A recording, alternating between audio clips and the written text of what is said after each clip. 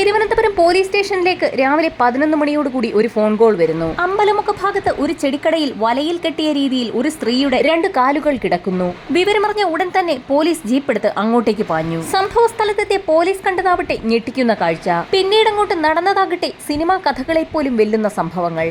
സമീപത്തെ വീടുകളിൽ താമസക്കാരുണ്ടായിരുന്നെങ്കിൽ പോലും തൊട്ടടുത്ത് ഇത്ര വലിയൊരു സംഭവം നടന്നിട്ടും ഇവരാരും അറിഞ്ഞതുമില്ല. ഞായറാഴ്ച കട അവധിയായിരുന്നിട്ടും ചെടികൾക്ക് വെള്ളം നനയ്ക്കാനുള്ളതിനാലാണ് വിനീതയെന്ന് ജോലിക്കെത്തിയത്. ഉച്ചയോടെ കടയിൽ ചെടി വാങ്ങാനെത്തിയ ചിലർ ജീവനക്കാരെ ആരെയും കാണാത്തതിനാൽ കടയുടമയായ തോമസ് മാമനെ ഫോണിൽ വിളിച്ച് തിരക്കുകയായിരുന്നു. ഇതോടെ ഇദ്ദേഹം വിനീതയെ പലതവണ ഫോണിൽ വിളിച്ചെങ്കിലും കിട്ടിയില്ല. തുടർന്ന് കടയിലെത്തിയെങ്കിലും വിനീതയെ കണ്ടില്ല.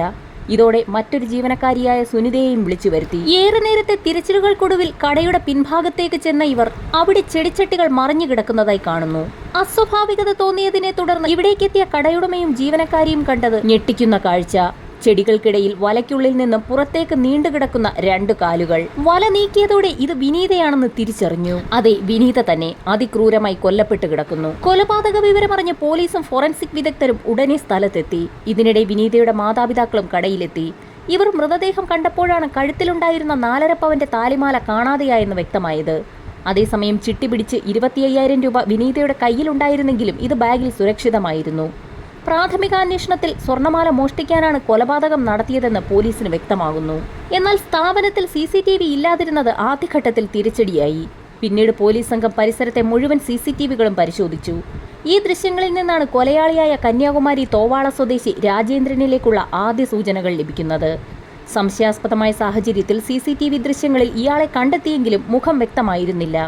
തുടർന്ന് രേഖാചിത്രം ഉൾപ്പെടെ പോലീസ് തയ്യാറാക്കുന്നു. ഇതിനിടെ അമ്പലമുക്കിൽ നിന്ന് ഇയാൾ ഓട്ടോറിക്ഷയിൽ കയറിപ്പോയതായി വിവരം ലഭിച്ചു. പേരൂർക്കട ആശുപത്രിക്ക് സമീപം ഇയാൾ ഓട്ടോറിക്ഷയിൽ നിന്ന് ഇറങ്ങിയതായി വ്യക്തമായതോടെ ഈ ഭാഗത്തെ CCTV ദൃശ്യങ്ങളും പോലീസ് അരിച്ചുപറക്കി. ഇതിനിടെ പേരൂർക്കടയിലെ ആശുപത്രിയിൽ നിന്നും വിവരങ്ങളും ശേഖരിച്ചു. ഈ അന്വേഷണത്തിലാണ് കഴിഞ്ഞ ദിവസം ഒരാൾ കൈക്ക് മുറിവ് പറ്റി ചികിത്സ തേടിയതായുള്ള വിവരം ലഭിക്കുന്നത്. ഇയാൾ ആശുപത്രിയിൽ നിന്ന് പുറത്തുപോകുന്ന CCTV ദൃശ്യങ്ങളും ലഭിച്ചു. എന്നാൽ ആശുപത്രിക്ക് സമീപത്തെ റോഡിൽ നിന്നുള്ള CCTV ക്യാമറകളിൽ ഇയാളുടെ ദൃശ്യങ്ങൾ ലഭിച്ചിട്ടില്ല. ഇതോടെ ഈ ചുറ്റുവട്ടത്ത് തന്നെ പ്രതിയുണ്ടെന്ന് പോലീസ് ഉറപ്പിച്ചു. തുടർന്ന് പ്രദേശത്തെ കടകൾ മുഴുവൻ പരിശോധിച്ചു. ഈ അന്വേഷണത്തിലാണ് പേരൂർക്കടയിലെ കുമാർ ടീ സ്റ്റാളിൽ ജോലി ചെയ്തിരുന്ന തൊഴിലാളിയാണ് നേരത്തെ കൈക്ക് മുറിവേറ്റ് ചികിത്സ തേടിയതെന്ന് വ്യക്തമാകുന്നത്. പരിക്കേറ്റതിനാൽ ഇയാൾ സ്വദേശമായ തമിഴ്നാട്ടിലേക്ക് മടങ്ങിയിരുന്നു. ഇതിനിടെ ഇയാളുടെ ആധാർ കാർഡിന്റെ പകർപ്പ് ഹോട്ടലുടമ പോലീസിന് കൈമാറി. കടയിലെ CCTV ദൃശ്യങ്ങളിൽ നിന്ന് ഇയാളെ പോലീസ് തിരിച്ചറിഞ്ഞു. ഇത് പ്രതി രാജേന്ദ്രനാണെന്ന് ഉറപ്പിച്ചതോടെ പോലീസ് സംഘം തമിഴ്നാട്ടിലെ കാവൽ കിണറിലേക്ക് തിരിച്ചു. തുടർന്ന് കൊലപാതകം നടന്ന് 5-ാം നാൾ തമിഴ്നാട്ടിൽ നിന്നും രാജേന്ദ്രനെ പോലീസ് പിടികൂടുകയായിരുന്നു. പേരൂർക്കടയിലെ ടീ സ്റ്റാളിൽ ജോലി ചെയ്തിരുന്ന രാജേന്ദ്രൻ മോഷണം നടത്താൻ ലക്ഷ്യമിട്ടാണ് ഞായറാഴ്ച താമസ സ്ഥലത്ത് നിന്നും നഗരത്തിലേക്ക് ഇറങ്ങിയത്. അമ്പലമുക്ക് കുറുവാൻകോണം റോഡിലൂടെ നടന്നുപോയ ഇയാൾ റോഡിലൂടെ നടന്നു പോവുകയായിരുന്ന മറ്റൊരു യുവതിയുടെ മാല പൊട്ടിക്കാനാണ് ആദ്യം പദ്ധതിയിട്ടത്. ഇതിനിടെ ചെടിക്കടയ്ക്ക് മുന്നിൽ ചെടി നനയ്ക്കുകയായിരുന്ന വിനീതയെയും ഇവരുടെ കഴുത്തിലെ മാലയും ശ്രദ്ധിച്ചിരുന്നു. റോഡിലൂടെ നടന്ന് ഏതാനും ദൂരം പിന്നിട്ടതോടെ നേരത്തെ ലക്ഷ്യമിട്ട യുവതി രാജേന്ദ്രന്റെ കൺമുന്നിൽ നിന്നും മറഞ്ഞു. ഇതോടെ പ്രതി തിരികെ വിനീതയുടെ ചെടിക്കടയിലേക്ക് എത്തുകയായിരുന്നു. ആദ്യം ചെടികളുടെ വില ചോദിച്ച പ്രതി തൊട്ടു പിന്നാലെ വിനീതയുടെ കഴുത്തിലുണ്ടായിരുന്ന മാല പൊട്ടിക്കാൻ ശ്രമിച്ചു. ഇത് തടയാൻ ശ്രമിച്ചതോടെയാണ് രാജേന്ദ്രൻ വിനീതയെ അവിടെയുണ്ടായിരുന്ന കത്തി ഉപയോഗിച്ച് കുത്തിക്കൊന്നത്. കഴുത്തിൽ തുടരെയുള്ള കുത്തേറ്റ് വിനീത പിടഞ്ഞു വീണു. മരണം ഉറപ്പിച്ചതോടെ പ്രതി മൃതദേഹം വലിച്ചിഴച്ച് ചെടികൾക്കിടയിലേക്കിട്ടു. സമീപത്തുണ്ടായിരുന്ന വല കൊണ്ട് മൃതദേഹം മൂടിയിട്ടു. പിന്നാലെ കത്തിയും പിടിവലിക്കിടെ കയ്യിലുണ്ടായ മുറിവും കഴുകി വൃത്തിയാക്കി സ്ഥലം വിടുകയും ചെയ്തു.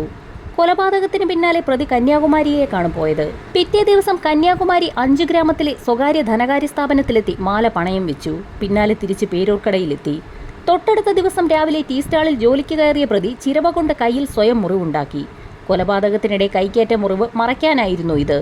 തുടർന്ന് തേങ്ങ ചിരക്കുന്നതിനിടെ മുറിവേറ്റെന്ന് ഹോട്ടലുടമയോട് പറയുകയും ആശുപത്രിയിൽ ചികിത്സ തേടുകയും ചെയ്തു.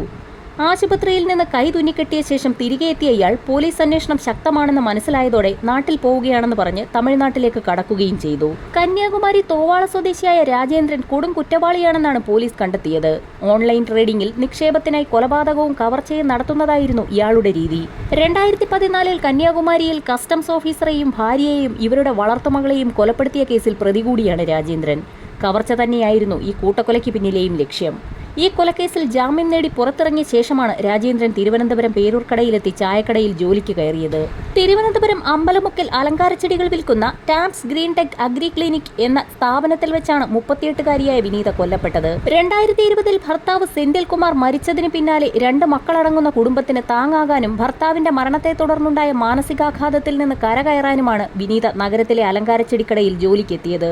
നെടുമങ്ങാട്ടെ വീട്ടിൽ നിന്ന് ഏറെ ദൂരെയാണെങ്കിലും സിറ്റിയിലല്ലേ, പേടിക്കേണ്ടല്ലോ എന്നായിരുന്നു വിനീത അമ്മയോടും കുടുംബാംഗങ്ങളോടും പറഞ്ഞിരുന്നത്. പക്ഷേ ആ നഗരത്തിൽ തന്നെ കൊടും കുറ്റവാളിയുടെ കൊലക്കത്തിക്കിരയാവുകയായിരുന്നു വിനീത. കേസിലെ പ്രതിയായ കന്യാകുമാരി തോവാള വെള്ളമഠം രാജീവ് നഗർ സ്വദേശി രാജേന്ദ്രനെ കഴിഞ്ഞ ദിവസമാണ് തിരുവനന്തപുരം 7ാം അഡീഷണൽ ജില്ലാ ജഡ്ജി പ്രസൂൺ മോഹൻ കുറ്റക്കാരനെന്ന് കണ്ടെത്തിയത്. സംഭവത്തിൽ ഏതാനും മണിക്കൂറുകൾക്ക് മുൻപ് തിരുവനന്തപുരം സെഷൻസ് കോടതി രാജേന്ദ്രന് വധശിക്ഷ വിധിച്ചു.